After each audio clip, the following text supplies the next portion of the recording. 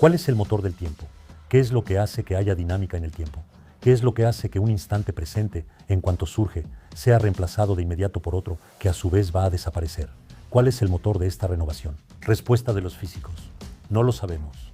Este mundo en el que vivimos y al que estamos adaptados nos engaña sobre el universo. Nos hace creer que los fenómenos están regidos por leyes que se les parecen. Hola a todos, bienvenidos a este nuevo episodio. Hoy nuestro invitado es Etienne Klein, con quien vamos a poder hablar especialmente sobre el tiempo. Entonces, el tiempo, hay muchas expresiones populares. Perder el tiempo, tener tiempo, como si el tiempo fuera un objeto, como si fuera algo que pudiéramos poseer, que casi pudiéramos palpar. Y sin embargo, cuando tratamos de definir el tiempo, a menudo nos cuesta encontrar las palabras para describirlo. ¿Cómo es qu'on pourrait définir? No han sido pocos los que lo han intentado. Pero cada vez que definimos el tiempo, en la definición ya estamos presuponiendo que existe y lo definimos en relación a sí mismo, lo cual es lo contrario de una definición. En otras palabras, si quisiéramos definir el tiempo, tendríamos que relacionarlo con conceptos más fundamentales que él. ¿Y no es seguro que existan? De hecho, hay una muy buena observación de Paul Valéry que dice que al final, si nos entendemos cuando hablamos del tiempo, es porque hablamos rápido. En otras palabras, es la frase en la que hemos insertado la palabra tiempo la que determina el sentido que tiene la palabra tiempo en la frase. Y él dice que si extraemos la palabra tiempo del flujo verbal en el que la hemos insertado y la despojamos de su contexto, entonces se convierte en un misterio. Uno se pregunta si es una entidad física, un fluido, una especie de río, si es un producto de la conciencia, si es algo que es producido por la cultura, etc. Y entonces ahí está, es una pregunta que en mi opinión sigue sin respuesta. El tiempo de cierta manera se nos impone sin que podamos decir exactamente en qué consiste. Y hay todo tipo de intentos que han hecho los filósofos, los físicos, los lingüistas y otros más para tratar de comprenderlo. Y cuando uno ve el trabajo realizado, tiene ganas de voltear primero hacia los filósofos, porque ellos fueron los que empezaron a plantear la cuestión del tiempo. Y cuando uno lo hace, se da cuenta primero de que no están de acuerdo entre ellos. Y entonces hay varias teorías que coexisten. ¿A cuál le vas a dar crédito? ¿A aquel que habla del tiempo de una manera que coincide con lo que piensas? ¿O vas a elegir a un filósofo que sea una autoridad, que haya marcado la historia, Kant o Searle, Heidegger u otro? Y sobre todo, cuando observas las diferentes doctrinas del tiempo elaboradas por los filósofos, te das cuenta de que se pueden dividir en dos categorías. Están aquellos que hacen depender el tiempo de la conciencia.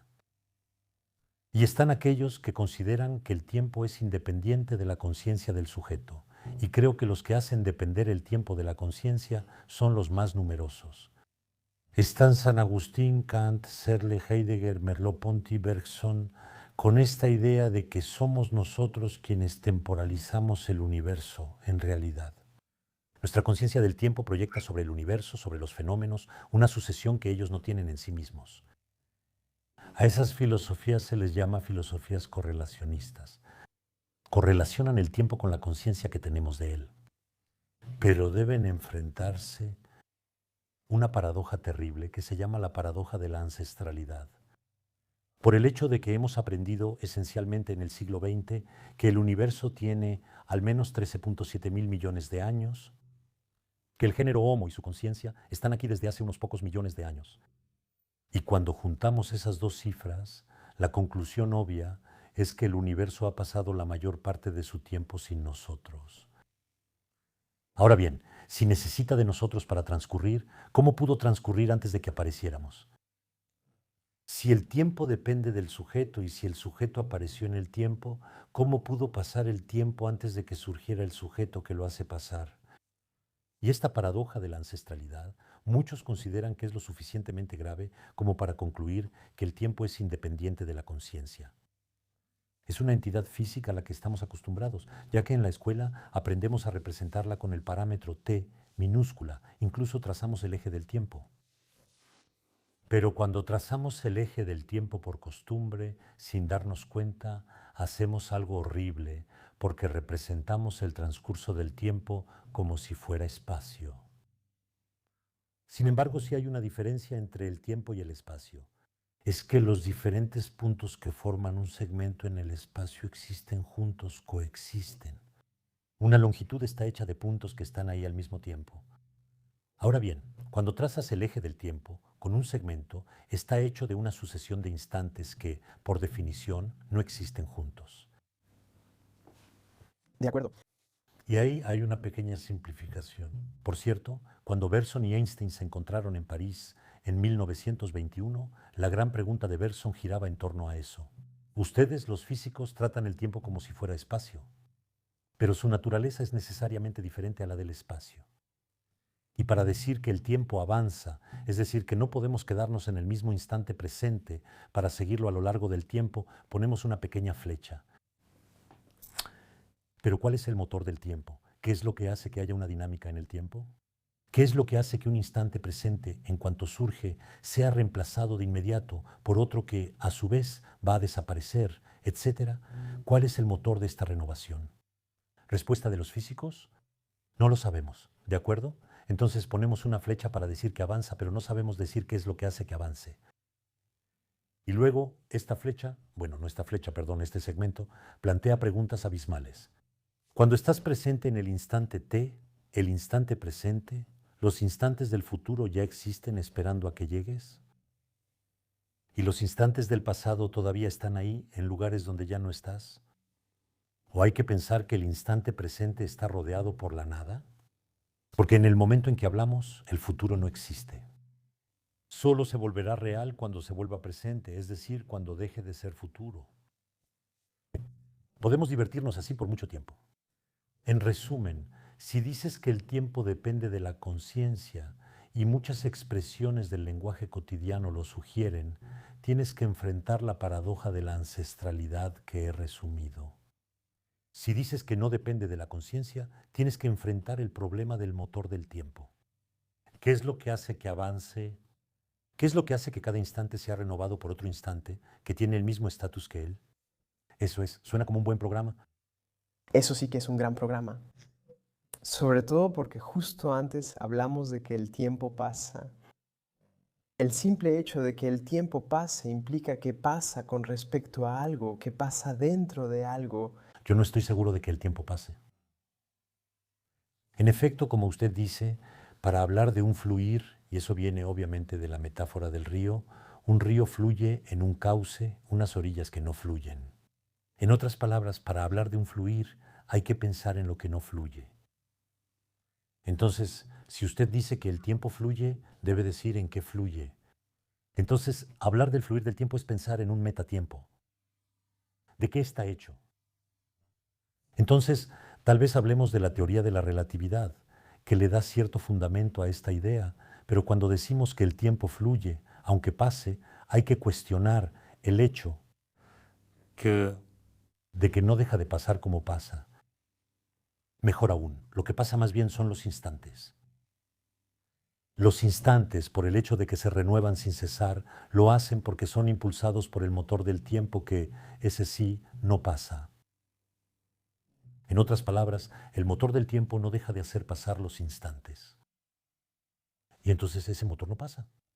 Para volver a ese motor tiene la particularidad de girar más o menos rápido dependiendo de ciertas propiedades. Estoy pensando en la teoría de la relatividad, así que depende de la masa, depende de la velocidad. ¿Cómo podemos conciliar eso con una visión coherente de lo que es el tiempo? Escuche, ese es un tema que me preocupa porque, de hecho, hablamos del tiempo como si tuviera una velocidad. Una velocidad que depende de la velocidad del observador en el espacio para tomar el ejemplo de la relatividad especial. Pero ¿cómo define usted la velocidad del tiempo? Le recuerdo que una velocidad es una derivada con respecto al tiempo. La velocidad de un coche es la distancia que recorre durante un tiempo dado. Usted divide una longitud entre un tiempo, una duración. En el caso del tiempo, ¿cuál es la velocidad? Eso no tiene sentido. Decir que el tiempo tiene velocidad significaría que cambia su ritmo de transcurso respecto a su propio ritmo de transcurso. Es una tautología, eso no tiene sentido. La única forma de hablar de una velocidad del tiempo es decir que avanza 24 horas cada 24 horas. Eso no te lleva muy lejos, ¿de acuerdo? Así que el tiempo no tiene velocidad. Y de hecho, uno de los dramas de la divulgación es que se ha intentado, al menos en Francia, presentar la teoría de la relatividad de Einstein como si fuera una evolución y no una revolución. Y se dijo, al final, que el tiempo y el espacio son como en Newton, salvo que la velocidad con la que transcurre el tiempo depende de la velocidad del observador en el espacio. Es una frase que todavía se lee en libros de preparatoria, en los cursos de filosofía. La velocidad con la que transcurre el tiempo depende de la velocidad del observador en el espacio. Bueno, para empezar, velocidad con la que transcurre el tiempo. No sé qué significa eso. ¿Y cómo entienden los estudiantes esta frase?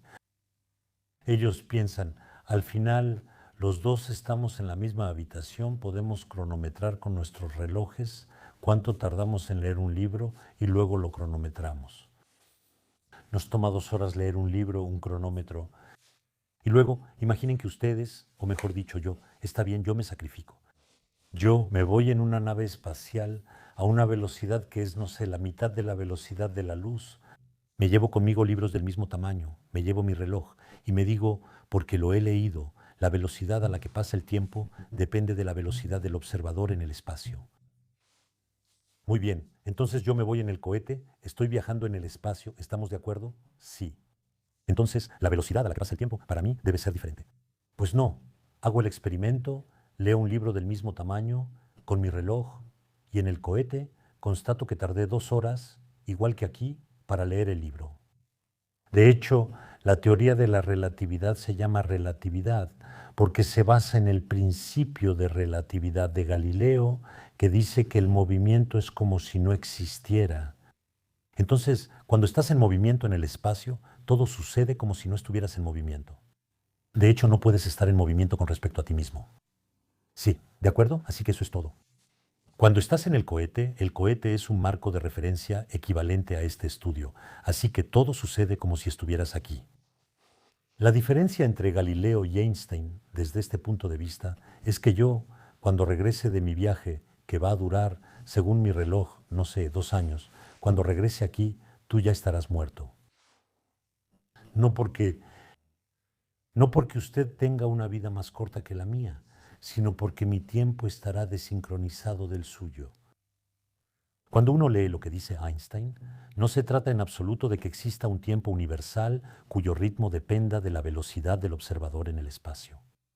Él dice que hay tantos tiempos propios como diferentes marcos de referencia o de observadores diferentes. Entonces yo tengo mi tiempo propio, usted tiene su tiempo propio. Los dos llegamos puntuales a la cita que fijamos hoy, porque nuestros tiempos propios están sincronizados. ¿Y por qué están sincronizados?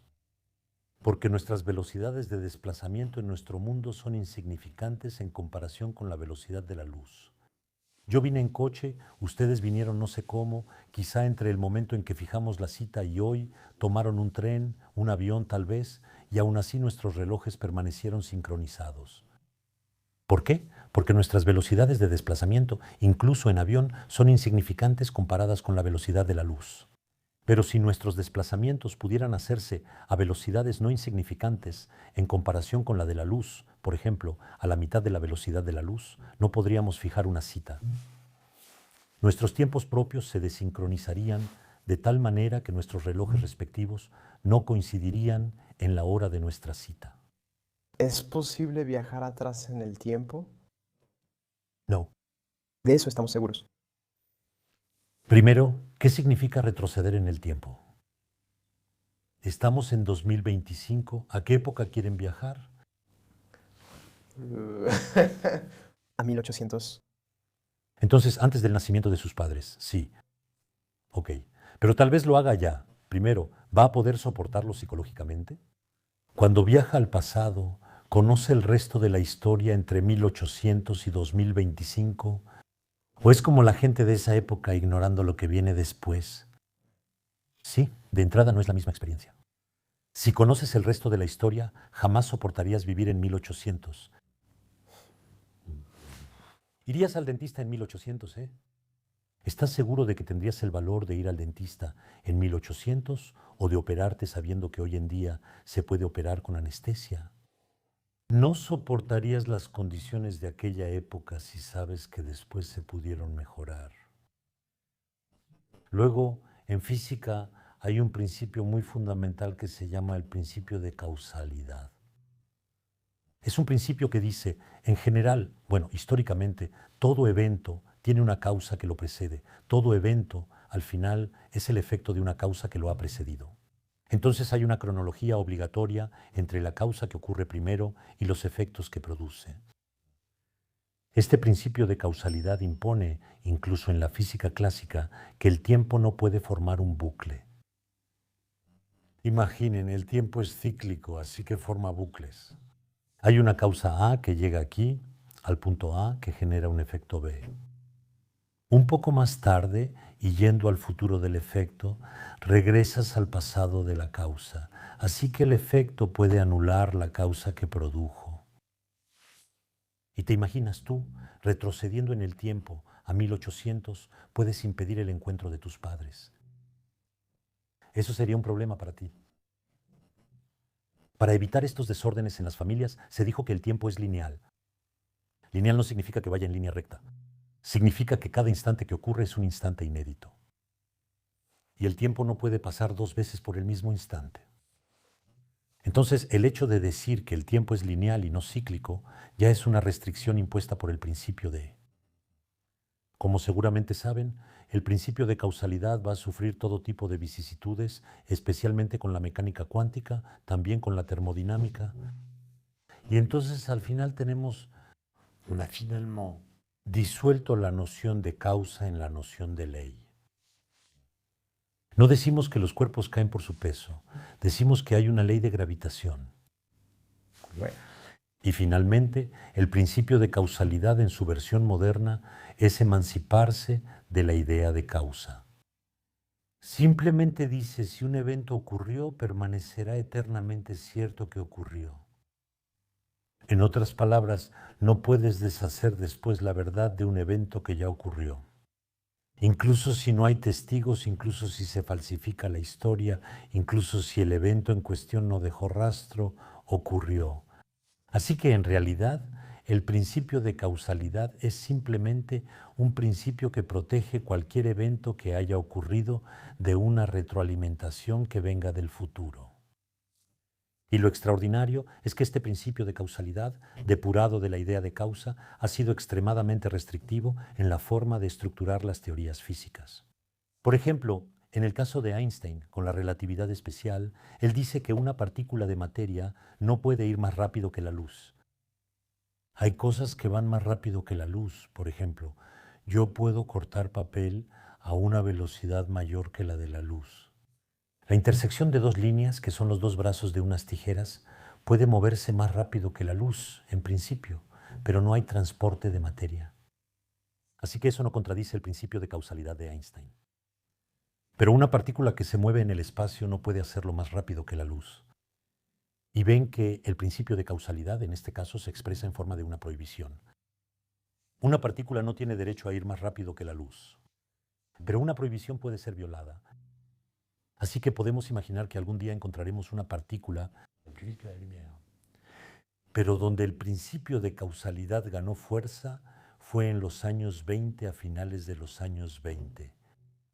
Cuando un físico llamado Paul Dirac intenta encontrar ecuaciones que unifiquen la mecánica cuántica y la relatividad especial para describir las partículas de la radiación cósmica que van muy rápido y que, además, son partículas cuánticas. Entonces hay que combinar la física cuántica, que describe los objetos pequeños, y la relatividad, que describe los objetos rápidos. Unir las dos. Y Dirac, se los resumo, es una historia apasionante, pero les hago el resumen completo. Él escribe una ecuación y se da cuenta de que esa ecuación, si queremos que respete el principio de causalidad, implica la existencia de lo que llamamos antipartículas. Él predijo que a toda partícula debe asociarse una antipartícula de la misma masa, con carga eléctrica opuesta, etc. Y resulta que se descubrieron las antipartículas. Y entonces las antipartículas tienen una existencia que prueba el principio de causalidad, por lo tanto la imposibilidad de viajar en su propio tiempo, en su tiempo propio. Porque, como dije hace un momento, yo puedo viajar al futuro desplazándome en el espacio, pero no puedo viajar en mi tiempo propio.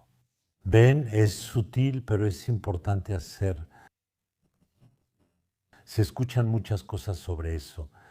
Hace un momento dijimos que el tiempo no puede pasar dos veces por el mismo lugar, Por el mismo instante. por el mismo instante. ¿Eso significa que cada instante ya no puede repetirse?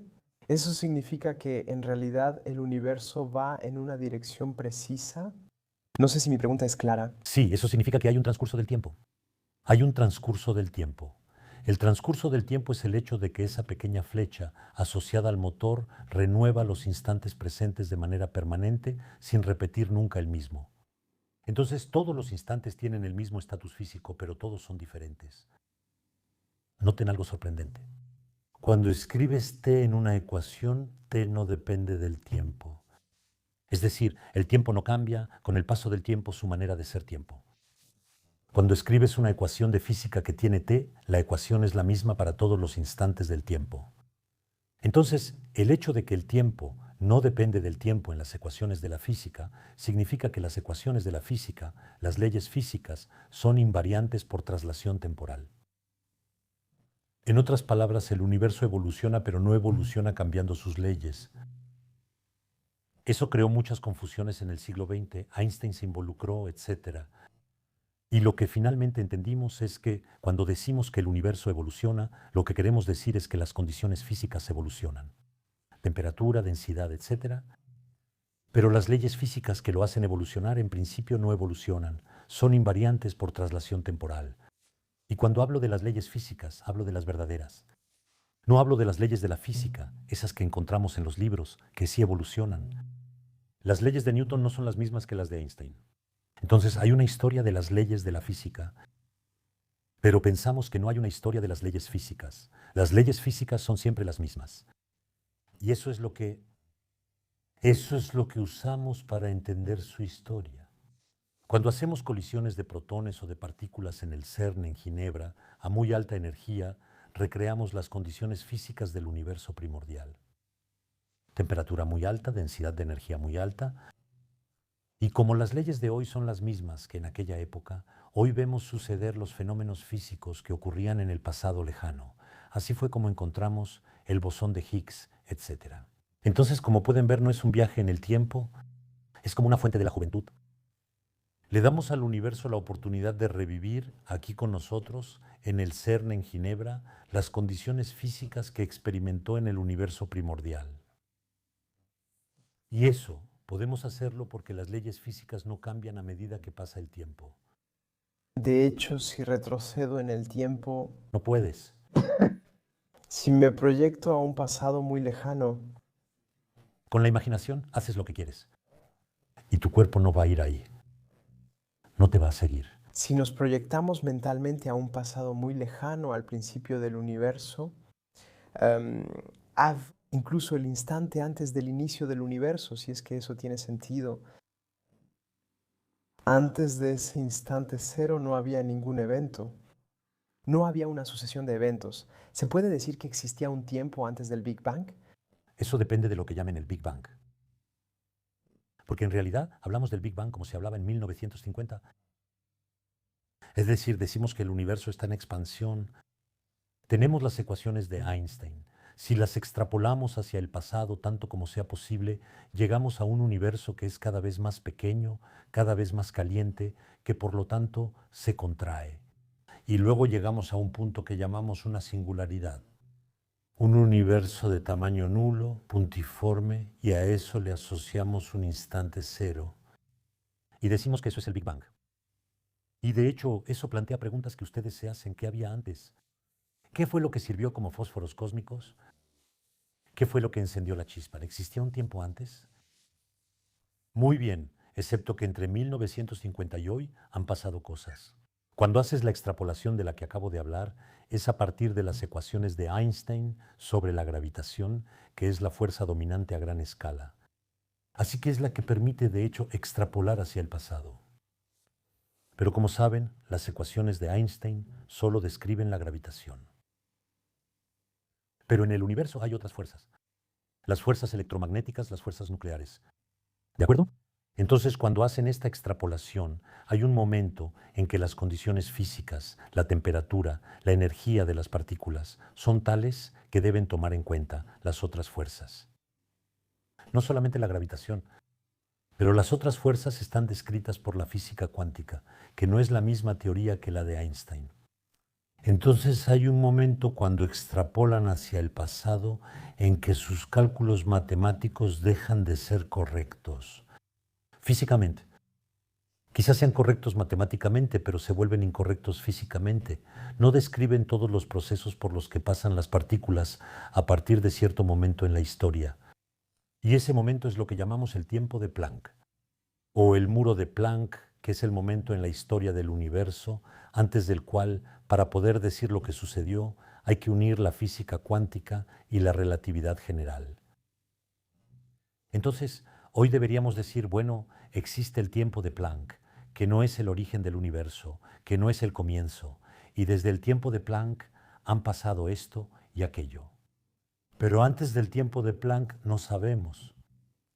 Podemos intentar saberlo. Hay que unir la física cuántica y la relatividad general.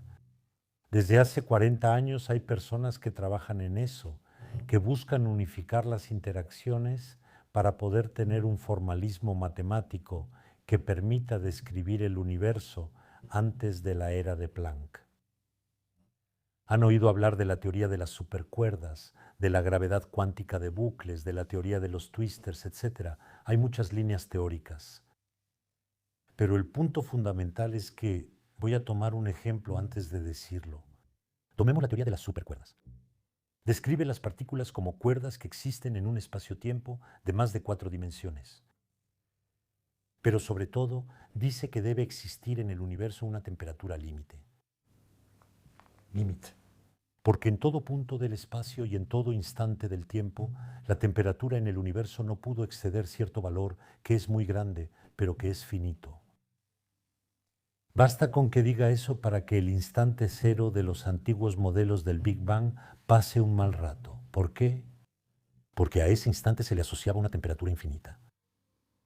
La teoría de cuerdas dice que esa temperatura infinita nunca ocurrió. Así que ese instante cero es una ficción. ¿Qué dice la teoría de cuerdas cuando la aplicamos a lo que había antes del muro de Planck? Dice que había un universo anterior que estaba en contracción, que se calentaba, alcanza la temperatura límite permitida por la teoría. Y ahí ya no puede contraerse más. No le está permitido porque eso lo calentaría. Entonces rebota sobre sí mismo. Y entonces el Big Bang ya no es una singularidad con un comienzo al que se le asocia el instante cero. Es una transición de fase entre el universo de antes y el universo de después.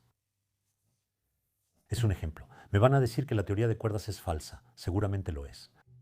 La conclusión es falsa porque se basa en una teoría que no es la correcta. Lo importante es que cualquiera que sea la teoría que elijan para unir la física cuántica y la relatividad general, y volverse capaz de describir lo que ocurrió antes del muro de Planck, es decir, lo que pasó antes. La singularidad inicial desaparece. ¿Qué significa eso? Significa que no tenemos pruebas de que el universo tenga un origen. Y no tenemos pruebas de que no lo haya tenido. Así que es una cuestión abierta. Por cierto, solo hago un paréntesis. ¿Cuál es el significado de la palabra origen? Si les pregunto su origen, me van a hablar de sus padres, de sus abuelos, tal vez del país de donde vienen. En fin, me van a contar una historia en la que ustedes no están presentes, pero de la cual ustedes son el resultado. Entonces la palabra origen en el lenguaje común significa conclusión. Decir el origen de algo es contar la historia de la cual esa cosa es la conclusión. Entonces perfectamente podemos describir el origen de los átomos. Por ejemplo, explicando las reacciones nucleares que ocurrieron en las estrellas y de las cuales los átomos son el resultado. Y ahí todo va muy bien. Pero si la pregunta que te interesa no es el origen de las cosas que están en el universo, sino el origen del universo, vas a tener que contar, siguiendo el mismo método, la historia de lo que pasó antes del origen del universo, cuya conclusión es precisamente el origen del universo. Excepto que, si hablas del origen del universo, entiendes que no hay historia antes. Es un origen absoluto y no una genealogía que se desarrolla. Así que tengamos cuidado con todos aquellos que nos cuentan el origen del universo, diciendo que al principio había esto o aquello. Entonces, esto o aquello puede ser un océano primordial, primitivo, el caos, el verbo, lo que quieran. Ven que eso no funciona. O bien, esa cosa de la que dicen que está antes que todas las demás, siempre ha estado ahí. Entonces, siempre ha habido algo, y si siempre ha habido algo, el universo no tiene origen. O bien esa cosa no siempre ha estado ahí, eso significa que es la consecuencia de otra cosa que la precedió. Entonces no es el origen. Entonces, cuando nombras el origen del universo, pronuncias una frase que contradice la idea de que el universo tiene un origen. Otra pregunta que me hago, hace un momento hablamos del tiempo y lo asociamos con la sucesión de eventos. Instante. Ningún evento.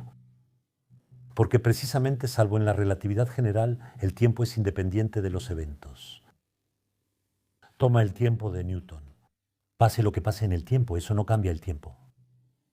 El parámetro t, pase lo que pase, no se ve afectado por lo que sucede. Entonces el tiempo es la sucesión de los instantes. Y la gran pregunta es si está o no relacionado con los eventos. Común. No dejamos de asociarlos. No dudamos en atribuirle calificativos al tiempo. Se dice que hay un tiempo físico, un tiempo geológico, un tiempo psicológico, un tiempo biológico. Inventamos tantos tipos de tiempo como hay temporalidades diferentes. Estoy totalmente de acuerdo en decir que hay fenómenos biológicos que tienen temporalidades particulares. Los medimos con tiempo físico. En otras palabras, es una especie de abuso del lenguaje decir que el tiempo se parece al fenómeno temporal. Por cierto, si el tiempo se pareciera al fenómeno temporal, es decir, si tuviera una especie de trajes de arlequín que cambiaran cada vez que se despliega cierto tipo de cosa en su interior, ya no sería un concepto. No hablaríamos del tiempo, hablaríamos de temporalidad. Y de hecho, en el lenguaje, la palabra tiempo de la que hablábamos hace un momento con Paul Valéry pueden hacer un ejercicio divertido. Anoten todas las frases que hayan escuchado o leído que contengan la palabra tiempo. Y se preguntan, pero en esta frase, ¿cuál es el significado de la palabra tiempo?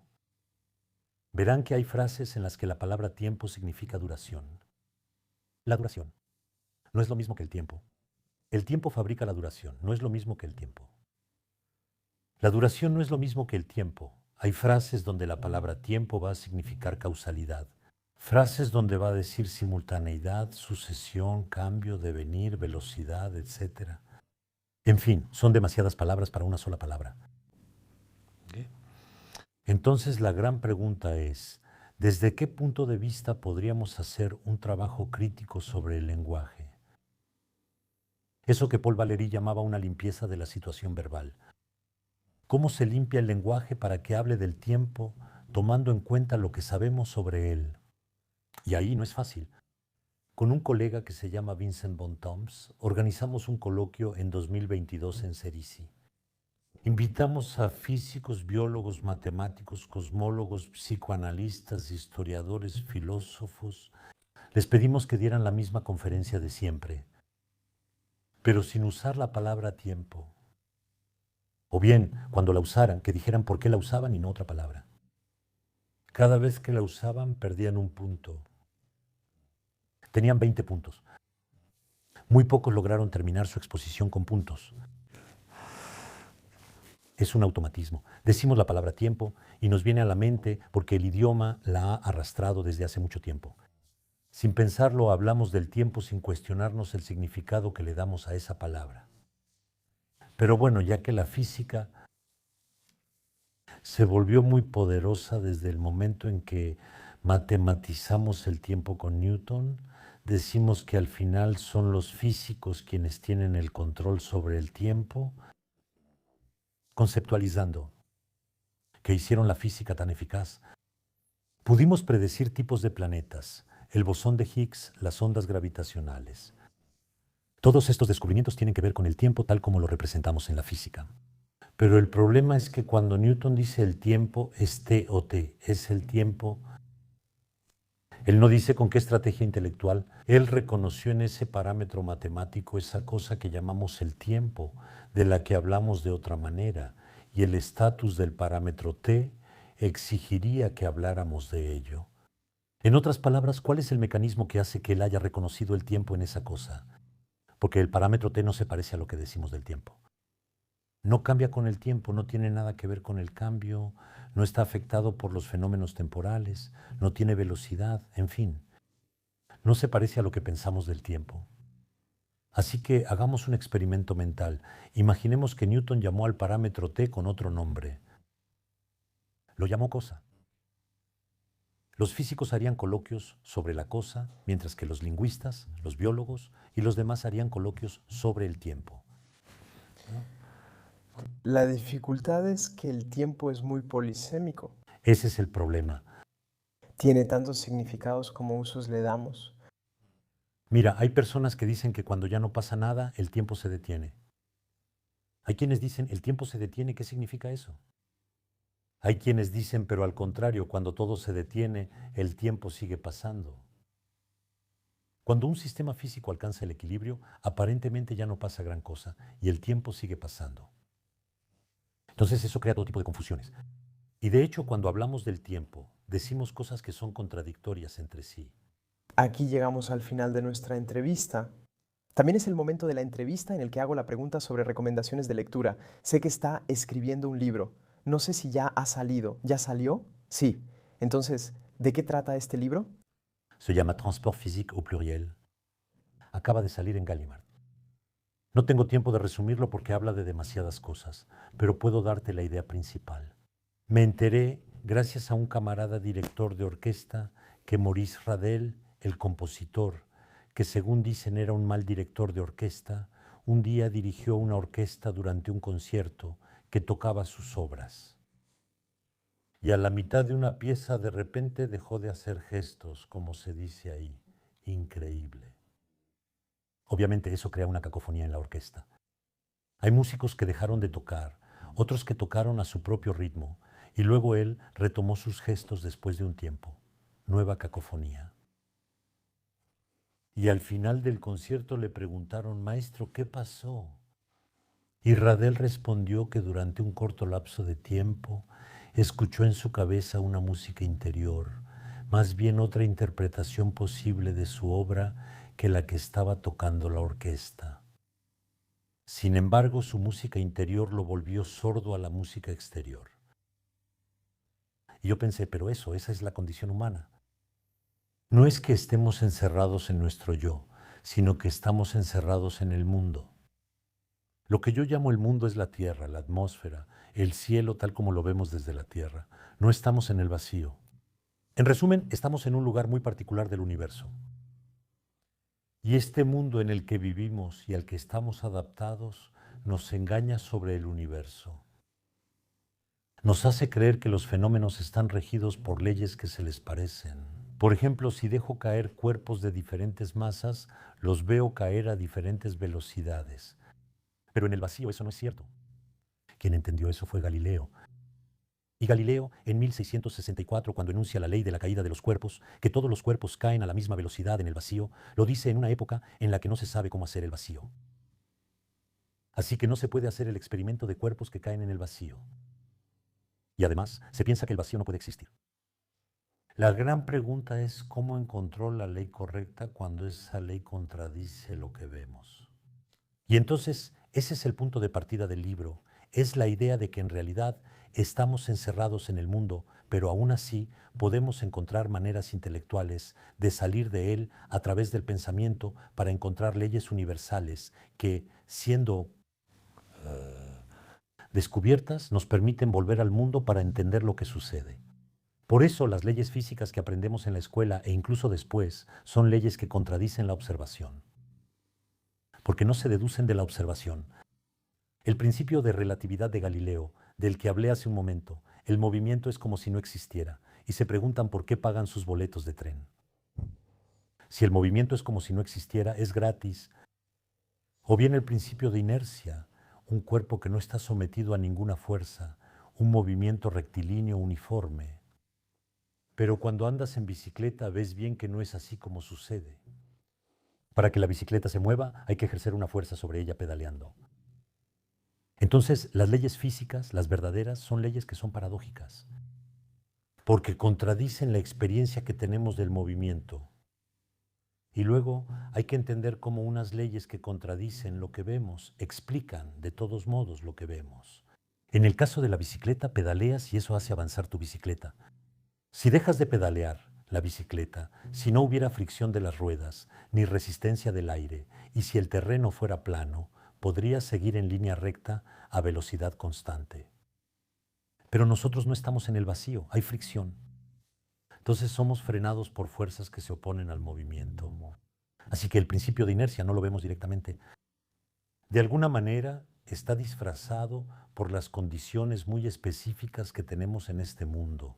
De hecho, la Tierra es un lugar muy particular. Tomen, por ejemplo, el cielo. Los griegos lo observaron. Todas las civilizaciones han mirado el cielo tal como aparece. Es el cosmos, ordenado, estable, estrella fija. Miren a los griegos. El cielo estrellado, la Vía Láctea, es la matriz que servirá para apoyar el pensamiento. Es un modelo para el pensamiento. Pero eso es simplemente porque no vemos mucho.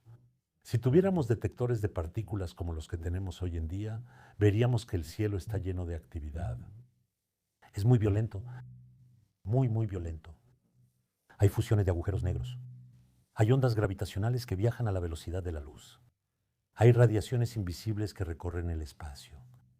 Hace no mucho tiempo se detectó en el fondo del mar Mediterráneo, frente a las costas de Sicilia, a 3.500 metros de profundidad, gracias a unos cables que contenían fotomultiplicadores, una partícula que atravesó, que tiene tanta energía como una pelota de ping-pong lanzada a gran velocidad. Viene de otra galaxia.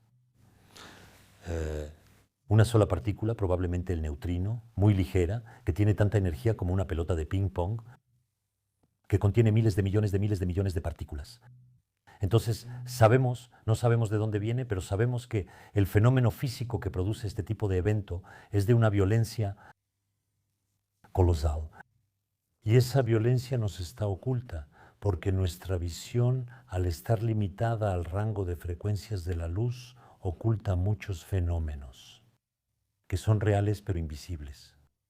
Imaginen que Aristóteles o Platón hubieran tenido nuestros detectores. El pensamiento griego no sería el mismo. Habría sido muy diferente. De todos modos, pondremos este libro en la descripción para todos los que estén interesados en leerlo. De todos modos, gracias, Etienne. Gracias, fue un placer. Y les deseo un buen día a los lectores de Science NB. Yo no me habría convertido en físico sin Science NB. Y yo no habría hecho este podcast sin su ejemplo, así que en realidad el círculo se cierra aquí. Gracias a usted.